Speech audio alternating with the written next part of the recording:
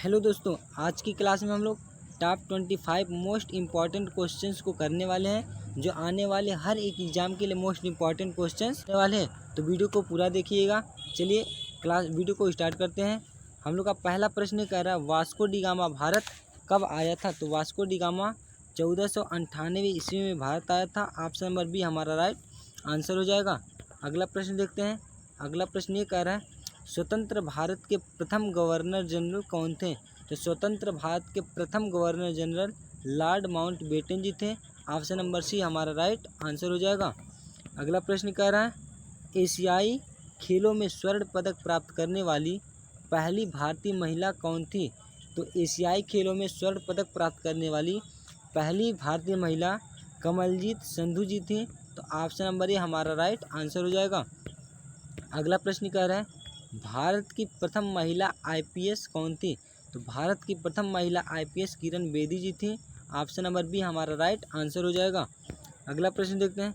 अगला प्रश्न कह रहा है, भारत का प्रथम महिला विश्वविद्यालय कहाँ स्थापित हुआ?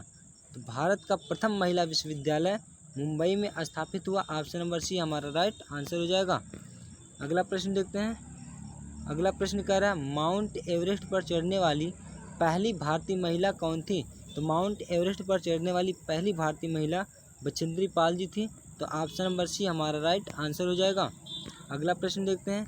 अगला कह रहा है, भारत की सबसे ऊंची मीनार कौन सी है? तो भारत की सबसे ऊंची मीनार कुतुब मीनार है। ऑप्शन नंबर बी हमारा राइट आंसर हो जाएगा। अगला प्रश्न देखते हैं। अगला प्रश्न कह रहा है, भारत का सबसे बड़ा राज्य कौन सा है? तो भारत का सबसे बड़ा राज्य राजस्थान है।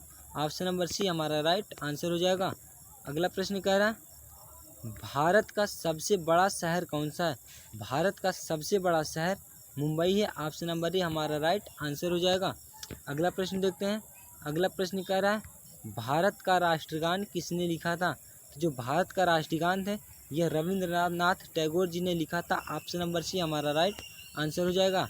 अगला प्रश्न कह रहा है, भारत में सबसे पहली ट्रेन कहाँ चलाई गई थी? तो भारत में सबसे पहली ट्रेन मुंबई में चलाई गई थी। ऑप्शन नंबर डी हमारा राइट आंसर हो जाएगा।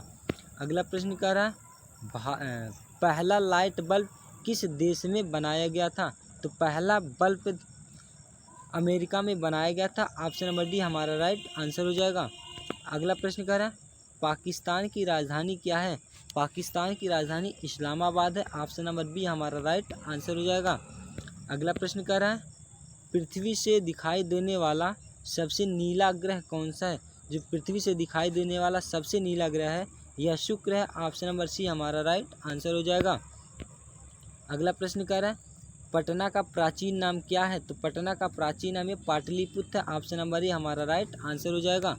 अगला प्रश्न कह रहा है, सौर मंडल का सबसे गर्म ग्रह कौन सा है? तो सौर मंडल का सबसे गर्म ग्रह शुक्र ग्रह है। ऑप्शन नंबर बी हमारा राइट आंसर हो जाएगा।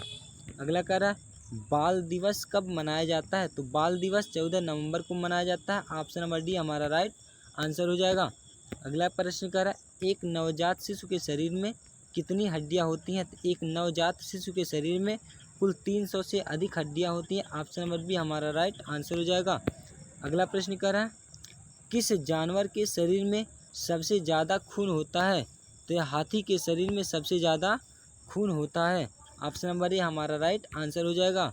अगला प्रश्न देखते हैं।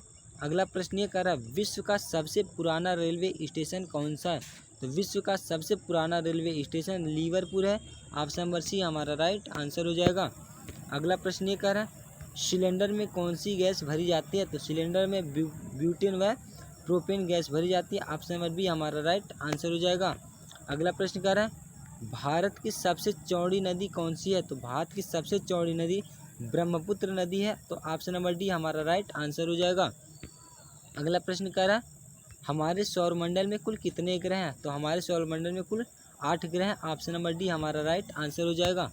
अगला प्रश्न कह रहा है, वयस्क मानव के शरीर में कुल कितनी हड्डियां होती हैं? तो एक वयस्क मानव के शरीर में कुल 200 से 206 हड्डियां होती हैं। ऑप्शन नंबर बी हमारा राइट आंसर हो जाएगा। आज के लिए बस इतना, मिलते हैं अगली क्लास में। आज